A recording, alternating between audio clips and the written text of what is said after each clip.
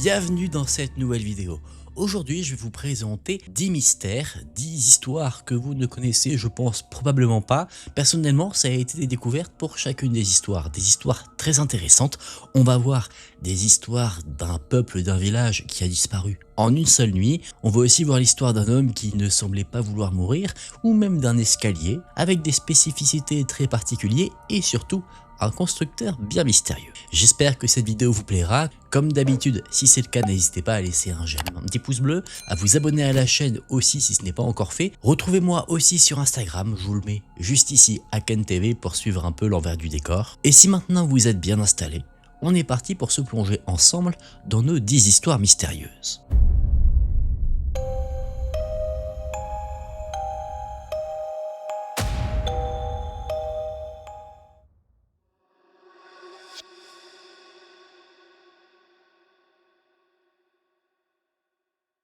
On va commencer avec des histoires qui concernent des choses qu'on n'explique pas. Des mystères historiques et aussi techniques documentés, comme par exemple cet escalier en spirale qu'un constructeur mystérieux a bâti et qui, sur le papier, n'aurait jamais dû exister, ou encore l'explosion d'une structure dans le ciel, et enfin des tertres funéraires qui semblent ne pas vouloir dévoiler tous leurs secrets.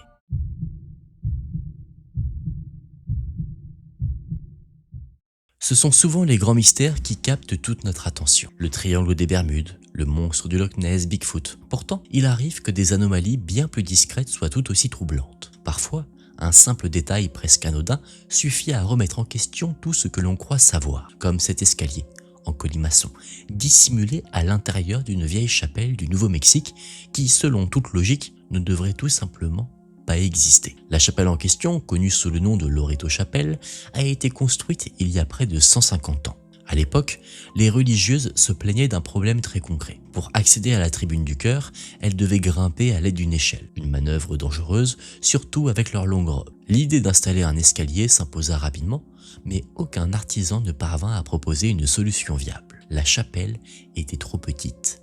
Un escalier classique ne tiendrait jamais. La seule option envisageable aurait été un escalier en spirale, mais même cela semblait irréalisable. Les charpentiers appelés sur place repartirent les uns après les autres, découragés, affirmant que la tâche était impossible. Face à cette impasse, les religieuses n'eurent plus qu'un seul recours, la prière. Selon la tradition, elles prièrent pendant 9 jours consécutifs, s'adressant à Saint Joseph, le saint patron des charpentiers. Et le 9e jour, un événement inattendu se produisit. Un vieil homme arriva à la chapelle, vêtu de vêtements usés par le temps, transportant avec lui quelques outils rudimentaires. Il était monté jusqu'ici sur le dos d'un âne, sans éclat, sans démonstration. Il affirma simplement qu'il pouvait construire l'escalier qu'elle recherchait. L'homme travailla seul, toujours en l'absence de témoins. Personne ne le vit réellement à l'œuvre. On raconte qu'il n'utilisait qu'une scie et de simples bassines d'eau chaude dans lesquelles il faisait tremper le bois. Comment, avec si peu de moyens, il parvint à réaliser ce qu'aucun autre n'avait osé tenter, demeure encore un mystère. Pourtant, en peu de temps, un escalier apparut. Un escalier parfait, une spirale élégante, s'élevant du sol jusqu'à la tribune, en une double hélice d'une précision déconcertante. Aucun pilier central, aucun support visible. Une structure qui semble presque défier les lois de l'ingénierie, s'enroulant sur elle-même avec une grâce presque irréelle. L'homme ne révéla jamais son identité. Il refusa toute forme de paiement. Une fois l'ouvrage achevé, il disparut sans laisser de traces. Une récompense fut même proposée pour qu'il se manifeste et reçoive le crédit de son travail. Mais personne ne se présenta. Les religieuses, elles, étaient convaincues de savoir ce qu'il était devenu. Pour elles, ce charpentier providentiel n'était autre qu'un envoyé divin retourné au ciel d'où il venait. Mais l'étrangeté de cet escalier ne s'arrête pas là. Des années plus tard, un ancien responsable de la chapelle fit prélever un échantillon du bois afin de l'analyser en laboratoire. Les résultats furent stupéfiants. Le bois provenait d'une sous-espèce d'épicéa jusqu'alors inconnue.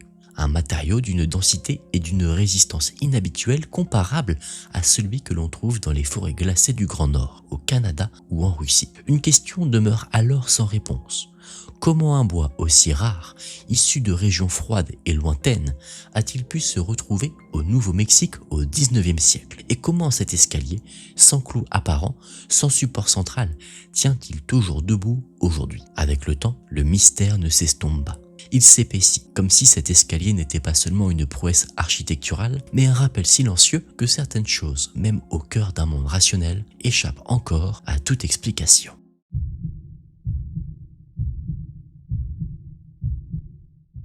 Aujourd'hui, quand on entend le mot Zeppelin, on pense plus volontiers à un groupe de rock mythique qu'à un véritable aéronef. Pourtant, à la fin des années 1930, ces géants gonflés de gaz représentaient l'avenir du transport aérien. Avant l'essor des grandes compagnies commerciales, on rêvait de traverser les océans à bord de ces colosses silencieux, flottant dans le ciel avec élégance.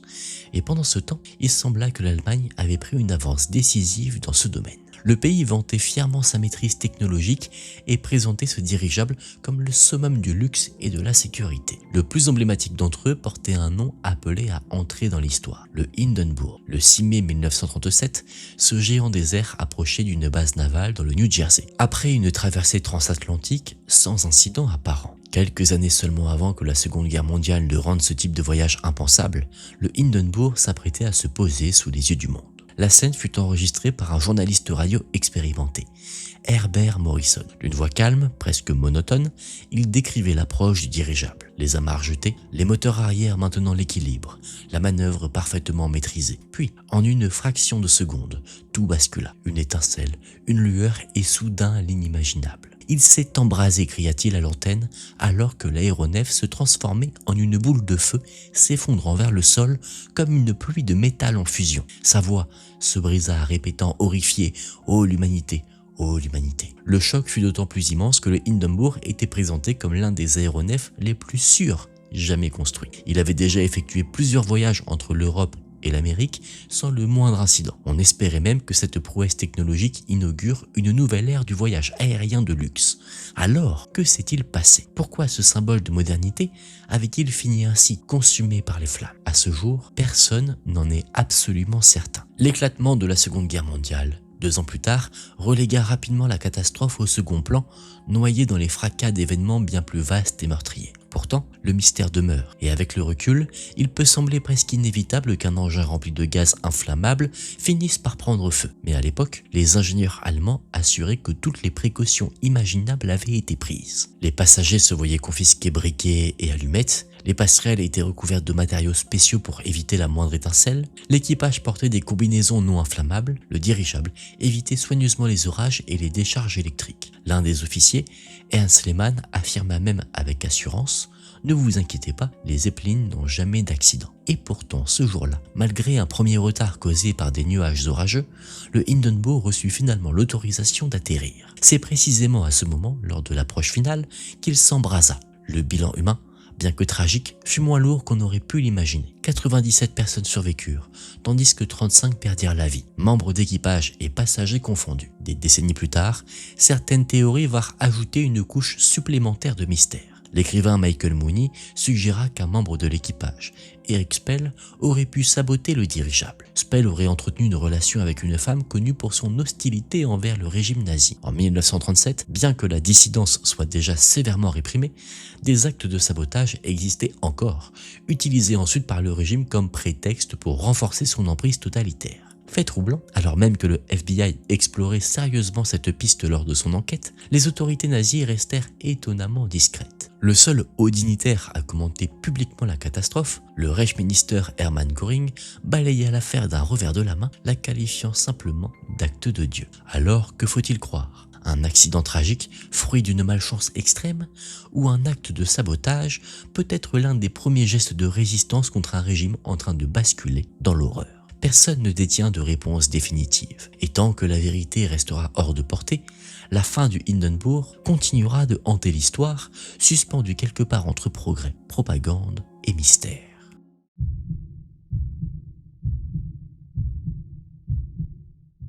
Partout dans le monde, on trouve d'antiques tertres funéraires. À première vue, ils pourraient passer pour de simples monticules de terre. Pourtant, beaucoup d'entre eux révèlent des structures complexes, organisées, presque architecturales. Lorsque ces tertres furent découverts en Amérique du Nord, à la fin du XVIIIe siècle, ils suscitèrent immédiatement fascination et incompréhension. Très vite, les chercheurs réalisèrent qu'ils n'avaient rien d'ordinaire. Certains de ces tertres étaient si élaborés qu'on les comparait à des pyramides ou à des temples. D'autres prenaient des formes encore plus troublantes, sculptées dans le paysage lui-même. L'exemple le plus célèbre, celui du serpent Mount, un immense tertre façonné à l'image d'un serpent ondulant sur près de 400 mètres. Une œuvre colossale, visible seulement depuis les hauteurs, comme si elle avait été pensée pour être observée d'en haut. Ce site se trouve près de Peebles, dans l'état de l'Ohio. Au XIXe siècle, alors que les colons affluaient dans la région, les théories se multiplièrent. Qui avait pu construire une structure aussi précise, aussi monumentale, sans outils modernes, et surtout, pourquoi? Plus à l'ouest, d'autres tertres tout aussi énigmatiques furent mis au jour. À Saint-Louis, par exemple,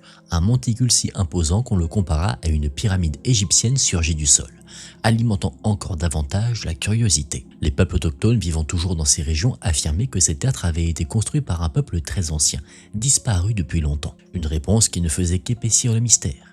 Si ces bâtisseurs n'étaient ni les colons récents ni les tribus contemporaines, alors qui étaient-ils vraiment? C'est une question qui obséda un archéologue amateur du 19e siècle, William Pidgeon. Vivant dans l'Ohio, dans la première moitié du siècle, il était fasciné par ces structures et persuadé qu'elles avaient été érigées par une civilisation perdue. Selon lui, les tertres ne pouvaient pas être l'œuvre de populations amérindiennes locales. Il en vint à croire que des Européens avaient atteint l'Amérique bien avant Christophe Colomb et qu'ils avaient laissé ces monuments derrière eux. Dans les années 1830, Pidgeon pensa même avoir trouvé la preuve de cette hypothèse. Près de la Little Miami River, il découvrit un vaste complexe connu sous le nom de Fort Ancien. Pour lui, il ne faisait aucun doute que cet ensemble avait été bâti par une ancienne civilisation venue d'outre-Atlantique, aujourd'hui effacée de l'histoire. Pourtant, dans sa quête de réponse, Pidgeon entreprit un long voyage autour des Grands Lacs, rencontrant différentes tribus et interrogeant leurs anciens. C'est au cours de ces échanges qu'il fit la connaissance d'un chef tribal connu sous le nom de Dikoda. Ce dernier lui transmit une tradition orale bien différente de ses propres théories. Selon Dikoda, les tertres avaient été construits à une époque très reculée,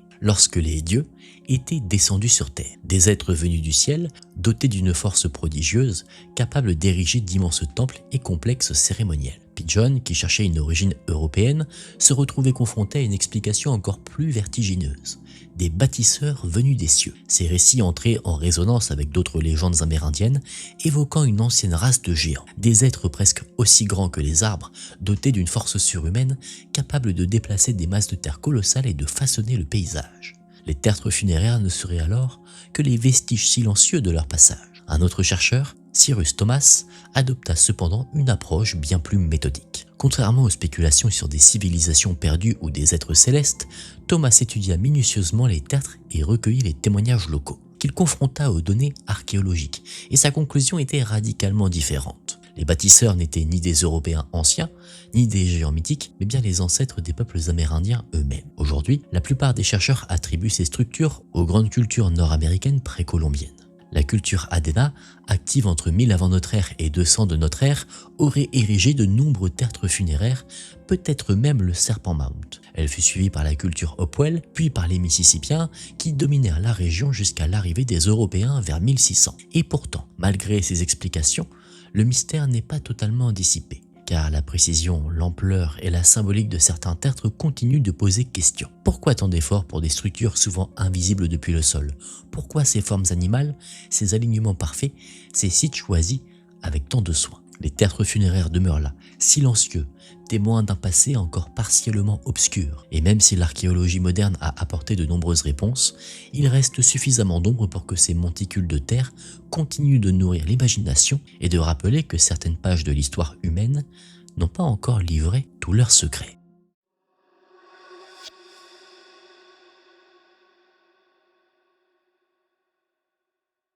Maintenant, on va se plonger plus sur l'être humain. Des peuples, des villages qui ont décidé soit de disparaître précipitamment, ou alors qui auraient reçu la visite de personnes venues des étoiles pour leur prodiguer un savoir que nous-mêmes à l'époque, on ignorait complètement.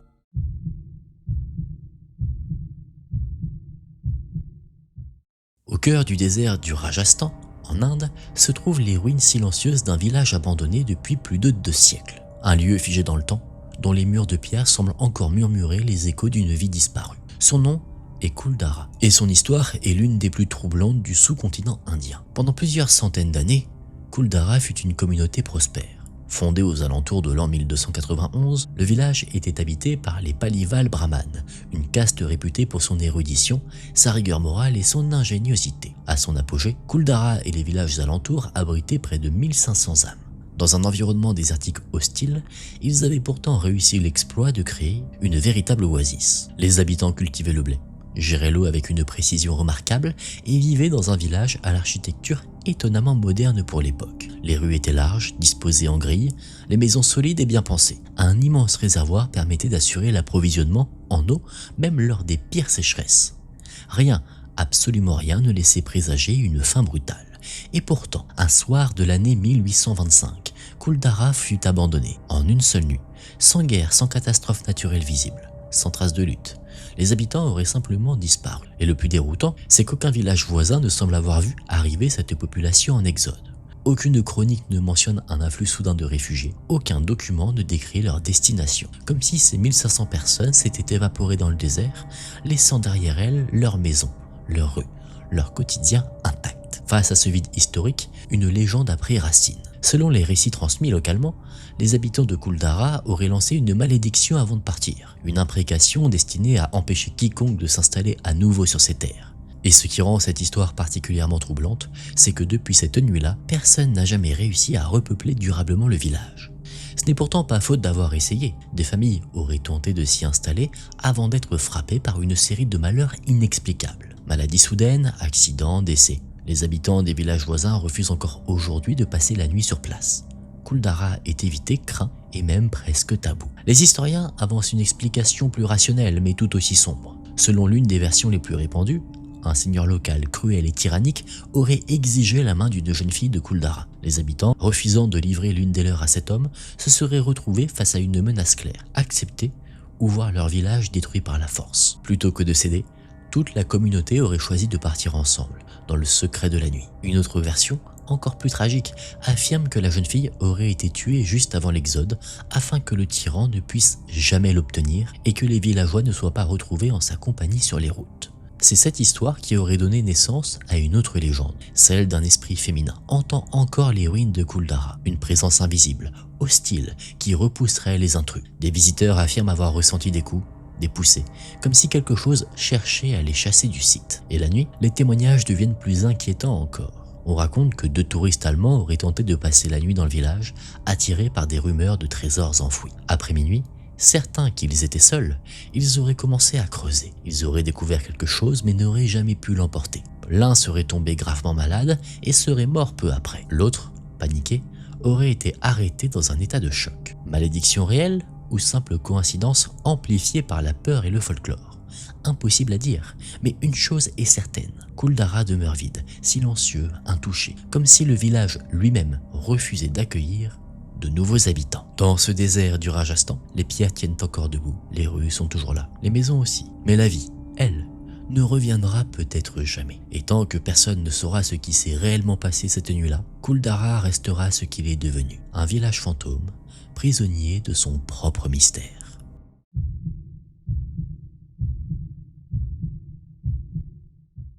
Dans une région reculée d'Afrique de l'Ouest, sur les falaises arides du Mali, vit depuis des siècles un peuple discret et profondément attaché à ses traditions, les Dogons.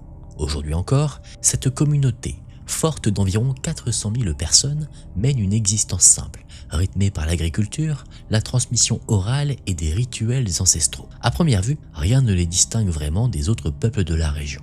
Et pourtant, certains aspects de leur culture continuent de fasciner et d'intriguer le monde entier. Car au cœur de la religion Dogon se cache une relation étonnamment précise avec les étoiles. Selon leurs récits, transmis à l'identique de génération en génération, leurs ancêtres auraient été visités dans un passé très lointain par des êtres non humains descendus du ciel. Ces visiteurs viendraient d'une étoile bien précise, l'étoile du chien que nous connaissons aujourd'hui sous le nom de Sirius. La légende raconte qu'un soir, alors que les anciens observaient le ciel, un objet flamboyant serait apparu descendant lentement des cieux. Cet objet principal serait resté suspendu très haut, tandis qu'un engin plus petit s'en détachait pour se poser au sol. De cet appareil seraient sortis d'étranges êtres à l'apparence aquatique, presque amphibienne. Les Dogons les appellent les Nomos. Selon la tradition, ces entités auraient transmis aux Dogons des connaissances essentielles, les bases de la civilisation, l'organisation sociale et surtout des savoirs astronomiques d'une précision troublante. Ce qui frappe dans ce récit, c'est son ton étonnamment sobre. Pas de dieu tonitruant, pas de foudre divine ni de combat mythologique. Les Dogons décrivent simplement un événement, comme un fait historique répété mot pour mot depuis des milliers d'années. Contrairement à de nombreuses mythologies anciennes, leur récit ne semble pas s'être enrichi de symboles grandioses ou d'exagérations poétiques. Il reste constant, précis, presque clinique. Les Dogons affirment avoir vu un objet volant, grand, immobile dans le ciel, puis un plus petit appareil atterrir suivi d'un contact direct avec ses occupants. Ce récit resta totalement inconnu du reste du monde jusqu'aux années 1950, lorsque des anthropologues occidentaux se rendirent dans cette région isolée du Mali. En recueillant les témoignages des anciens, ils découvrirent avec stupeur que ces récits s'accompagnaient de connaissances astronomiques extrêmement avancées. Les Dogons affirmaient que Sirius possédait une étoile compagne, invisible à l'œil nu, une étoile sombre, lourde et dense. À l'époque, cette information n'était pas du tout connue du grand public, et encore moins d'une tribu ne disposant ni de télescope ni d'instruments modernes. Pourtant, les astronomes confirmèrent plus tard que Sirius possède bien une étoile compagne, Sirius B, une naine blanche uniquement détectable grâce à des instruments puissants. Et ce n'était pas la seule connaissance déroutante. Les Dogons savaient que la Lune était un astre sec et sans vie, à une époque où certains scientifiques pensaient encore que ces mers étaient de véritables étendues d'eau. Ils affirmaient aussi que la Terre n'était pas la seule planète à posséder des lunes. Plus troublant encore, ils pouvaient décrire avec précision les satellites de Jupiter sans jamais les avoir observés. Pour certains, tout cela ne serait qu'une suite de coïncidences extraordinaires, une accumulation de hasards, de déductions intuitives, de récits embellis avec le temps. Pourtant, un détail résiste à cette explication, la cohérence parfaite de ces connaissances, transmises oralement, sans variation notable sur des milliers d'années. Même le sceptique notoire Carl Sagan s'était interrogé sur le cas Dogon. Il envisageait la possibilité que ces récits soient le souvenir déformé mais réel d'un événement ancien dont la portée aurait dépassé la compréhension humaine de l'époque. Les Dogons, eux, ne doutent pas. Ils affirment que ces savoirs leur ont été donnés, qu'ils leur ont été confiés par les Nomos avant leur départ.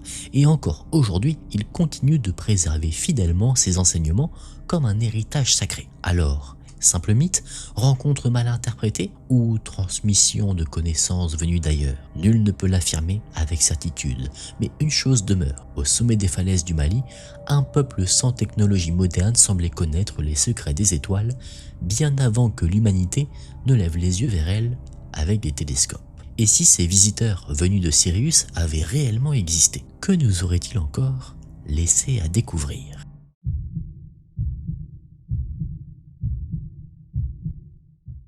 Il existe, au sud du sous-continent indien, dans l'archipel des îles Andaman, une île que beaucoup considèrent comme la plus mystérieuse du monde habité.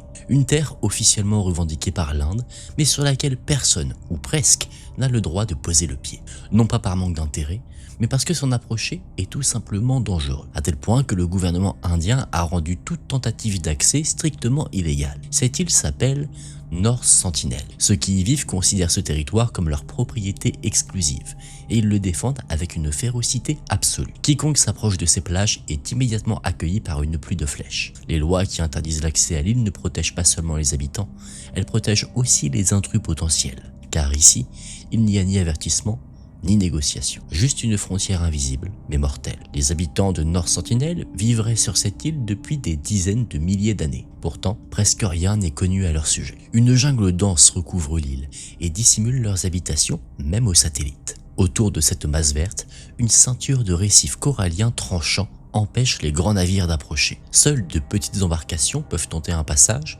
rendant leurs occupants extrêmement vulnérables. C'est probablement cette combinaison de nature hostile et d'isolement qui a préservé l'île des colonisations passées. À l'époque où les puissances européennes exploraient et s'appropriaient des territoires entiers, North Sentinel n'offrait rien de suffisamment précieux pour justifier les risques. Pas de port naturel, pas de ressources exploitables, seulement la certitude d'une rencontre violente. Le prix à payer dépassait largement ce que l'île pouvait offrir. Mais le véritable mystère ne réside pas dans l'île elle-même, elle se trouve dans ceux que le monde extérieur appelle les sentinelles. Qui sont-ils réellement? Et surtout, pourquoi leur comportement envers les étrangers est-il si radicalement différent de celui observé ailleurs dans l'histoire? Habituellement, lorsque des sociétés technologiquement avancées entraient en contact avec des peuples vivant à l'âge de pierre, les réactions variaient entre la peur, la curiosité ou l'émerveillement. Cette curiosité, bien souvent, a conduit à la disparition de nombreux peuples autochtones. Dans de nombreux cas, les populations locales prenaient les étrangers pour des dieux ou des êtres dotés de pouvoirs surnaturels, un malentendu exploité sans scrupule par les colonisateurs.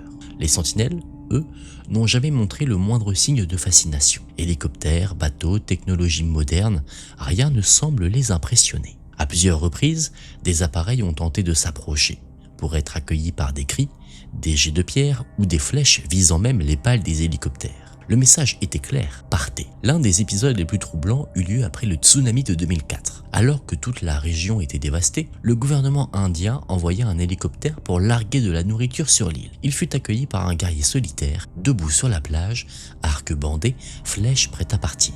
Même après une catastrophe d'une telle ampleur, il montait la garde. Contre quoi ou contre qui? Cette image a nourri toutes sortes de spéculations, allant jusqu'à des théories évoquant des secrets enfouis, voire des hypothèses de science-fiction. Mais la réalité la plus probable reste la plus simple. Ces gens veulent être laissés en paix. Ils ne demandent aucune aide extérieure. Malgré ce que le monde pourrait considérer comme une vie primitive, ils semblent parfaitement adaptés à leur environnement. Leur population, estimée à une centaine d'individus, se maintient naturellement. Chasseurs-cueilleurs, ils prennent directement à la nature ce dont ils ont besoin pour survivre, sans jamais chercher davantage. Pourtant, la curiosité du monde extérieur n'a jamais complètement disparu. En 1880, une expédition britannique menée par Maurice Vidal Portman força le passage à travers les récifs pour explorer l'île. Face à un groupe d'hommes lourdement armés, les sentinelles choisirent d'abord de se cacher dans la forêt. Mais certains, trop lents ou trop âgés, furent capturés, ainsi que quelques enfants. Incapables de comprendre la langue des Britanniques, ces derniers furent emmenés de force à bord d'un navire. Les adultes tombèrent malades rapidement et moururent, leur système immunitaire n'ayant jamais été exposé aux maladies du monde moderne. Pris de remords, Portman rendit les enfants survivants à l'île, chargés de cadeaux. Ils s'enfuirent aussitôt dans la jungle. Après cet échec tragique, les Britanniques abandonnèrent presque toute tentative de contact. Plus tard, l'Inde indépendante fit de même. Quelques tentatives anthropologiques eurent lieu, sans succès. En 1975, une équipe de National Geographic fut attaquée. Le réalisateur reçut une flèche dans la jambe et d'autres intrusions, moins médiatisées, se soldèrent par des morts, notamment des braconniers ou des pêcheurs illégaux, parfois jamais retrouvés. Mais l'événement qui a remis North Sentinel sous les projecteurs eut lieu en 2018. Un jeune missionnaire chrétien, John Shaw, convaincu que l'île représentait le dernier territoire à évangéliser avant le retour du Christ, décida de s'y rendre seul. Il paya des pêcheurs pour l'approcher, puis continua en kayak. Bible à la main, il se présenta aux sentinelles en criant qu'il les aimait et que Jésus les aimait aussi. Il fut immédiatement sommé de partir. Il revint pourtant une deuxième fois. Des flèches furent tirées, probablement comme avertissement. Il recula puis tenta une troisième approche. Et cette fois, il n'en revint pas. Le 17 novembre 2018, un pêcheur aperçut les sentinelles en train d'enterrer un corps ensanglanté sur la plage. C'était celui de John Shaw. Beaucoup ont condamné son geste, le jugeant responsable. Mais lui croyait sincèrement accomplir sa mission. À ses yeux, North Sentinel était la dernière terre plongée dans l'obscurité spirituelle. Malgré les efforts des explorateurs, des gouvernements, des scientifiques et des missionnaires, l'île demeure aujourd'hui encore un mystère intact. Une enclave farouchement protégée où le monde moderne s'arrête net, face à des flèches tendues et un silence ancestral.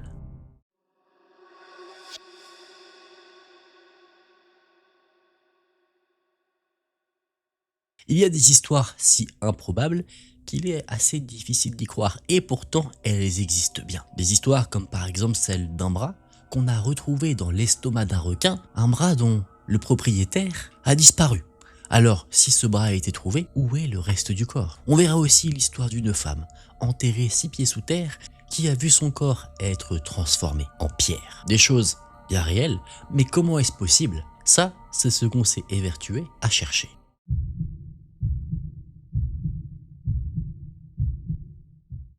C'est sans doute l'une des affaires criminelles les plus étranges jamais survenues en Australie. Une histoire où un requin recrache un bras humain et où ce détail macabre mène directement à un meurtre. Tout commence au printemps 1935 lorsqu'un pêcheur local, Bert Hobson, remonte dans ses filets une prise pour le moins inhabituelle. Accroché à sa ligne, un petit requin, lui-même à moitié avalé par un requin bien plus gros. Intrigué, Hobson parvient à hisser les deux animaux hors de l'eau. La prise est si étrange qu'il décide de la conserver et de la montrer à son frère, propriétaire d'un aquarium dans la banlieue côtière de Coogee, près de Sydney. Le requin, étonnamment encore vivant malgré le trajet, est placé dans un bassin pour être observé par le public. Mais l'animal ne survit pas longtemps. Peu après, il commence à recracher ce qu'il avait dans l'estomac. Des oiseaux, de petits mammifères et soudain quelque chose de plus alarmant. Un bras humain. Dans un pays où les attaques de requins ne sont pas rares, la première hypothèse paraît évidente. Beaucoup pensent qu'il s'agit simplement du reste d'une victime dévorée en mer. Par respect pour ce qui semble être le dernier vestige d'un être humain, le bras est retiré de l'aquarium et la police est immédiatement appelée. Les enquêteurs s'attendent à une affaire tragique, mais relativement simple. Ils vont vite comprendre qu'il n'en est rien. L'examen du bras révèle un détail capital. Il n'a pas été arraché par la mâchoire d'un requin. Les tissus ne sont pas déchirés. Au contraire, la coupure est nette, précise, presque chirurgicale. Le bras a été sectionné avec une lame. Ce n'est pas une attaque animale, c'est un meurtre. Et quelqu'un a volontairement donné ce bras au requin. Plus troublant encore, le membre est remarquablement bien conservé, suffisamment pour que la police puisse relever des empreintes digitales. Grâce à elles, l'identité de la victime est rapidement établie. Le bras appartenait à James Smith, un propriétaire de salle de billard connu des autorités. Smith était bookmaker, escroc notoire et avait déjà eu affaire à la justice à plusieurs reprises. La police retrouve son frère, Eddie, qui confirme l'identification grâce à des tatouages distinctifs sur le biceps. James Smith est porté disparu depuis plusieurs semaines. Dès lors, une question obsède les enquêteurs. Si Smith est mort, où est le reste de son corps? Et comment son bras a-t-il fini dans l'estomac d'un requin? Les recherches mènent ensuite à l'épouse de James, Gladys. Elle explique que la dernière fois qu'elle a vu son mari, il lui a parlé d'une sortie de pêche avec des amis. Cette phrase, en apparence banale, fait immédiatement tilt chez les enquêteurs. Une sortie en mer, de l'eau, des requins, les pièces commencent à s'assembler. La police remonte alors la piste de l'un de ses proches, John Brady, un ami de James Smith, déjà recherché à l'époque pour des faits de fraude. Brady admet avoir séjourné quelque temps avec Smith dans un cottage situé sur la côte, précisément à Coogee, la même où le requin et le bras ont été découverts. Les enquêteurs souhaitent l'interroger plus en détail, mais l'affaire leur échappe temporairement lorsque Brady est rattrapé par une autre procédure judiciaire et traduit en justice pour escroquerie. Il est finalement acquitté dans cette affaire précise, mais passera les 20 années suivantes à entrer et sortir des tribunaux et des prisons pour divers délits. Il meurt à 71 ans d'une crise cardiaque massive. Officiellement, il n'a jamais été condamné pour le meurtre de James Smith. Pourtant, la police n'a jamais abandonné la conviction que John Brady était impliqué dans ce qu'ils appelaient le bras dans le requin. Mais le détail le plus dérangeant de cette affaire demeure entier. Comment concrètement le bras de James Smith s'est-il retrouvé sectionné, jeté à la mer, puis avalé par un requin qui sera ensuite capturé presque par hasard? Près d'un siècle plus tard, cette question reste sans réponse, et dans les eaux calmes de Coogee, l'ombre de ce mystère continue de flotter, rappelant que parfois, même les crimes les plus improbables laissent derrière eux des énigmes que personne ne parvient jamais à résoudre.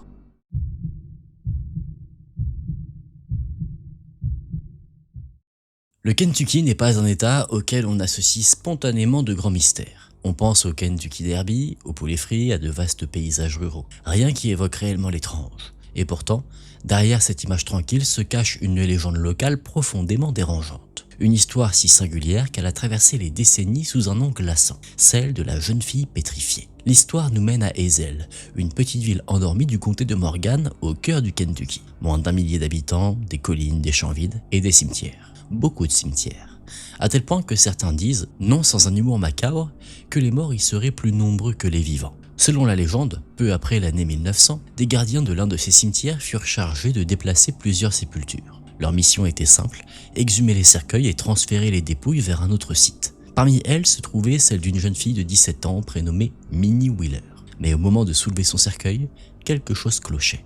Il était anormalement lourd, bien trop lourd pour contenir le corps frêle d'une adolescente. Intrigués, les hommes décidèrent d'ouvrir le cercueil. Ce qu'ils découvrirent les laissa sans voix. Le corps de la jeune fille semblait figé dans le temps, aucun signe de décomposition avancé, et pire encore, sa peau semblait dure, minérale. Selon les témoignages, son corps aurait littéralement pris l'aspect de la pierre. Et ce n'était pas seulement le corps, les vêtements eux-mêmes semblaient rigidifiés, comme moulés dans une matière rocheuse. La découverte était si étrange que la dépouille aurait été rapidement réenterrée, par crainte qu'elle ne soit volée et exposée comme une curiosité morbide. Il faut se rappeler qu'à cette époque, les foires et les spectacles à la P.T. Barnum attiraient les foules avec ce genre d'anomalie humaine. Le nouvel emplacement de la tombe aurait volontairement été gardé secret.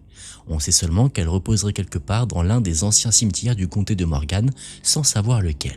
À première vue, l'histoire pourrait passer pour une simple légende folklorique, une invention transmise de génération en génération. Pourtant, des recherches ultérieures ont révélé des éléments troublants. Des archives locales, notamment du Hazel Green Herald, confirment bien l'existence d'une jeune fille nommée Nanny Wheeler, décédée en 1885 à l'âge de 17 ans et enterré à Ezel. Les chercheurs estiment aujourd'hui que Minnie et Nanny seraient une seule et même personne. Minnie étant soit un surnom, soit une déformation du prénom original. Un autre article du même journal, daté de février 1888, mentionne explicitement une vaste opération d'exhumation dans le cimetière d'Ezel. Les habitants, inquiets d'une épidémie, auraient décidé de déplacer des dizaines de tombes vers un site jugé plus sûr. Le calendrier correspond parfaitement à la légende. Minnie aurait été enterrée en 1885, puis exhumée 3 ans plus tard. Mais alors, comment expliquer cet état si particulier du corps? La réponse la plus plausible se trouve peut-être sous terre. À l'époque, de l'eau extrêmement dure circulait sous les tombes, une eau chargée en minéraux, capable de déposer des couches épaisses de sédiments sur tout ce qu'elle touchait, comme le calcaire qui s'accumule dans les tuyaux ou sur les robinets, mais à une échelle bien plus extrême. Pendant des années, le corps de la jeune fille aurait été continuellement traversé par cette eau minéralisée. Les tissus organiques se seraient lentement dégradés, tandis que les sédiments les remplaçaient, couche après couche. Le résultat ? Une forme figée, préservée dans une gangue minérale, donnant l'impression d'un corps transformé en pierre. Même les vêtements auraient conservé l'empreinte de sa silhouette. Ce n'est donc pas un miracle ni une malédiction, mais une succession de coïncidences troublantes. Une eau contaminée, une exhumation maladroite, un cercueil placé exactement là où le flux minéral était le plus intense. Et pourtant, de cette explication presque rationnelle est née l'une des légendes les plus étranges du Kentucky. Car lorsqu'on ouvre un cercueil et qu'on découvre une jeune fille figée dans une matière dure, intacte après des années sous terre, la logique laisse rapidement place au mythe. Et parfois, il suffit d'un simple coup de pelle pour transformer une tragédie oubliée en mystère éternel.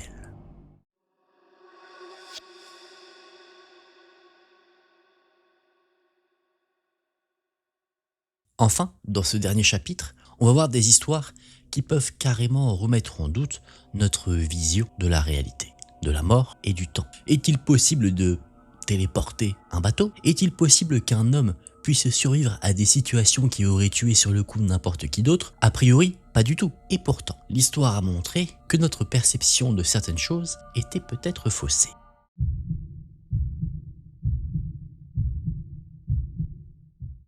Au début de l'année 1944, alors que la Seconde Guerre mondiale touche à sa fin, un aviateur britannique nommé Nicholas Alkemad prend place à bord d'un bombardier engagé dans une mission périlleuse au-dessus de l'Allemagne. Le Reich recule, mais ses défenses aériennes restent redoutables. Nicholas l'apprend brutalement lorsque l'appareil est intercepté par un chasseur allemand au-dessus de Francfort. Installé dans la tourelle arrière, Nicholas tente de riposter, mais l'ennemi est trop rapide.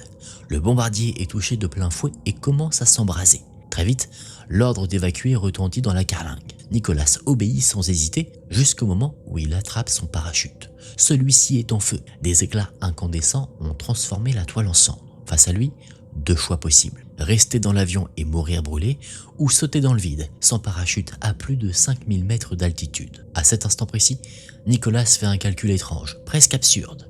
Ses chances de survie, aussi minces soient-elles, sont peut-être légèrement meilleures s'il saute. Alors, sans panique, presque avec résignation, il se jette hors de l'appareil en flammes. La chute est silencieuse. Nicholas racontera plus tard avoir eu l'impression de flotter comme suspendu entre 2 mondes. Le temps semblait s'étirer, la peur s'effacer. Puis, juste avant l'impact, le noir total.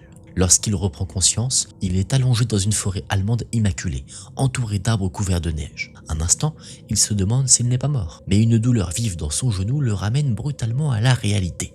Il est vivant, contre toute logique. Il apparaît qu'en chutant, son corps a traversé les branches des sapins suffisamment denses pour ralentir sa descente avant qu'il ne s'écrase sur un épais manteau de neige. Sa seule blessure sérieuse est un genou tordu à l'atterrissage. Incapable de se déplacer, il est rapidement capturé par une patrouille allemande.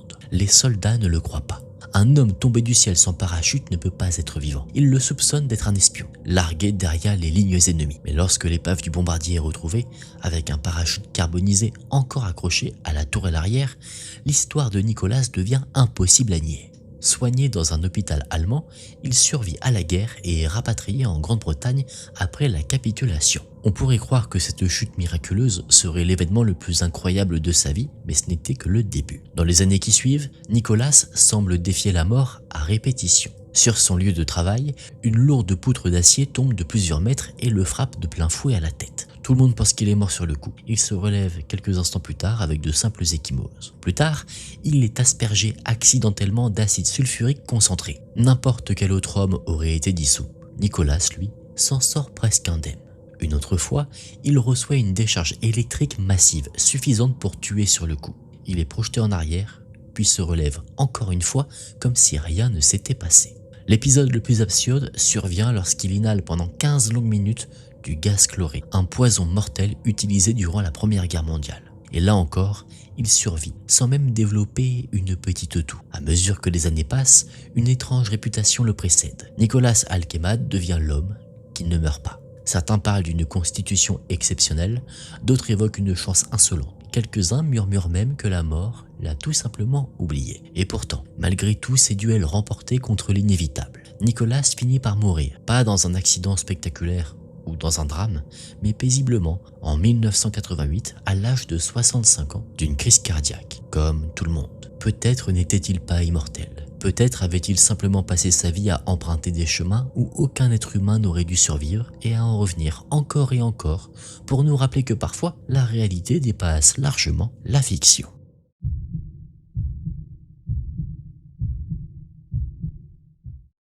Le Philadelphia Experiment est l'un des récits les plus persistants et les plus dérangeants de l'histoire du paranormal moderne. Selon la légende, à l'automne 1943, en pleine Seconde Guerre mondiale, l'armée américaine aurait mené une expérience secrète dans les chantiers navals de Philadelphie. L'objectif officiel aurait été simple en apparence, rendre un navire invisible. Pas seulement invisible au radar, mais totalement imperceptible à l'œil nu. À l'époque, une telle idée relevait presque de la science-fiction. Pourtant, aujourd'hui, des technologies capables de courber la lumière et de créer une illusion d'invisibilité existent bel et bien à l'état expérimental. Mais ce qui aurait été tenté à Philadelphie dépassait largement une simple manipulation optique. Selon le récit, il ne s'agissait pas de dissimuler un objet, mais de plier les lois mêmes de la physique. Le navire au centre de l'histoire aurait été le USS Eldridge. Amarré dans un chantier naval de Philadelphie, il aurait été soumis à l'activation de puissants générateurs. Les témoins parlent d'une lueur bleue intense, enveloppant soudain la coque avant que le navire ne disparaisse purement et simplement. Quelques instants plus tard, il serait réapparu à des kilomètres de là, dans un autre port, à Norfolk en Virginie, avant de revenir tout aussi brusquement à Philadelphie. Mais lorsque le navire réapparut définitivement, quelque chose avait profondément mal tourné. L'équipage aurait été retrouvé dans un état terrifiant. Certains marins souffraient de brûlures graves, d'autres étaient pris de nausées violentes, et quelques-uns auraient perdu la raison. Le pire restait à venir. Selon les récits les plus sombres, certains membres d'équipage auraient été retrouvés littéralement fusionnés avec la structure métallique du navire, comme si leur corps avait été désassemblé au niveau moléculaire, puis réassemblé au mauvais endroit. D'autres témoignages évoquent des marins qui n'auraient jamais réapparu du tout, comme effacés de l'existence, ou pire encore, projetés ailleurs, non seulement dans l'espace, mais dans le temps. Cette dimension temporelle du récit sera popularisée plus tard par un film sorti dans les années 1980 dans lequel des marins disparaissent en 1943 pour se retrouver projetés en 1984. Officiellement, il s'agissait d'une œuvre de fiction. Pourtant, un homme allait affirmer que ce film n'avait rien inventé. Cet homme s'appelait Hal Bielek. Il prétendait avoir été l'un des marins présents à bord de l'USS Eldridge et affirmait que le film avait réveillé chez lui des souvenirs enfouis. Selon lui, l'expérience l'aurait effectivement projeté dans le futur. Ces déclarations, aussi spectaculaires soient-elles, ont toujours divisé. Pour certains, il s'agissait d'un affabulateur. Pour d'autres, d'un témoin dérangeant d'une vérité trop lourde à accepter. Mais l'histoire du Philadelphia Experiment ne commence pas avec Bielek. Elle prend réellement forme dans les années 1950 lorsqu'un chercheur spécialisé dans les ovnis, Maurice Jessup, reçoit une série de lettres énigmatiques. Leur auteur, un homme nommé Carlos Allende, affirmait avoir été témoin direct de l'expérience. Allende prétendait qu'il se trouvait à bord d'un autre navire, le SS Andrew Furusses, stationné non loin de là, et qu'il avait vu de ses propres yeux l'USS Eldridge disparaître dans une lueur surnaturelle. Il évoquait également l'implication de la théorie du champ unifié d'Albert Einstein, suggérant que l'expérience aurait prouvé que cette théorie était fondamentalement correcte. Jessup, d'abord sceptique, conserva pourtant ses lettres. Il poursuivit ses recherches sur les ovnis et les théories avancées de propulsion et publia un livre intitulé The Case for the UFO. Peu après, il fut contacté par l'Office of Naval Research. L'organisme lui indiqua avoir examiné son ouvrage et lui renvoya un exemplaire annoté, couvert de notes manuscrites étranges, corrigeant certaines théories avec des concepts semblant en avance sur la science de l'époque. Plusieurs annotations faisaient explicitement référence au Philadelphia Experiment. Jessup soupçonnait que certaines de ces notes provenaient directement de Carlos Allende. Et malgré l'excitation et les pistes troublantes, ces recherches n'aboutirent à rien de concret. Le 20 avril 1959, Maurice Jessup fut retrouvé mort. La version officielle conclut au fait qu'il se soit lui-même donné la mort, attribué à une dépression et à des échecs professionnels. Il aurait laissé une note évoquant le désir de rejoindre une autre existence de l'univers, jugée préférable à ce monde misérable. Pourtant, certains refusent encore cette conclusion. Selon eux, Jessup aurait été réduit au silence parce qu'il s'approchait d'un secret qu'il n'aurait jamais dû effleurer. Aucune preuve définitive ne vient étayer cette hypothèse, pas plus qu'elle ne l'invalide complètement. Ainsi, le Philadelphia Experiment demeure suspendu entre mythe, théorie du complot et cauchemar scientifique. Un récit où la guerre, la science et l'inconnu se rencontrent, et où une simple question continue de hanter ceux qui s'y intéressent. Et si, en 1943, l'humanité avait réellement franchi une limite qu'elle ne serait pas prête à comprendre?